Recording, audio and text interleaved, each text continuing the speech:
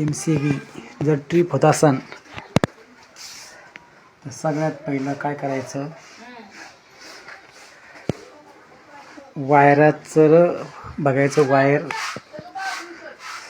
जे main wire आले ते बघायचं, त्याच्यानंतर बोर्ड चेक करायचे आणि त्याच्यानंतर प्रोसेस करायचं की फॉल्ट काय आहे.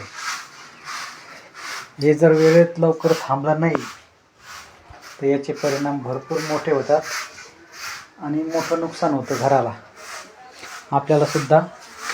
त्याच्यामुळे MCBचं ध्यानात ठेवा. MCB, RCCB आणि ॲक्युएटर याचं एक संगम मेल म्हणजे काय आहे, आपण कुठं चुकतोत का हे ध्यानात ठेवायचं. सगळ्यात पहिलं आपण जे कनेक्शन केलं त्याच्यात हे करायचं आणि बघायचं. हे आपलं कनेक्शन, घराचं लाईटिंग बिटिंग, पंखा बिंखा सगळं बंद आहे, सध्या लाईट गेलेली बघा, ध्यानात ठेवायचं. सगळ्यात फायदा काय आहे, आपण MCB चालू करतो बंद करतो त्याच्यामुळे बी एखाद्या वेळेस खराब होती. आणि दुसरी मेन गोष्ट म्हणजे काय आहे, आपण हे करायचं, ध्यानात ठेवायचं की MCB बार बार ट्रिप होण्याचं कारण काय आहे. तर सगळ्यात मोठं कारण हे असू शकतं की आपला वायरचा फॉल्ट असू शकतो किंवा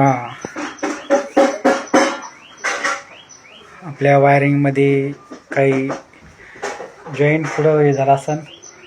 100% मी ते तुम्हाला सॉल्व करून दाखवेन कसं प्रॉब्लेम नीट होतं. तर सगळ्यात पहिलं आपण वायर चेक करायची, आपले वायर कुठे काय आहे.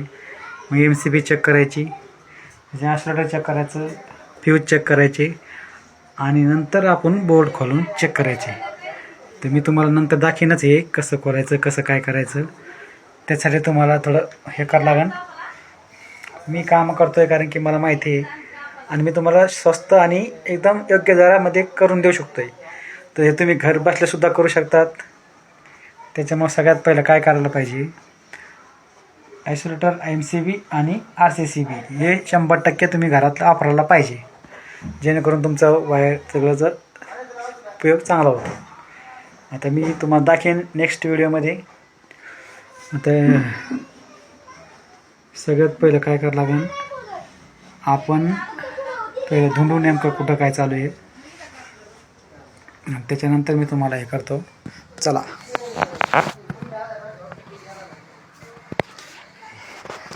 हे बोर्ड आहे, हा एक MCB खोलून मी सगळं चेक केलं आहे.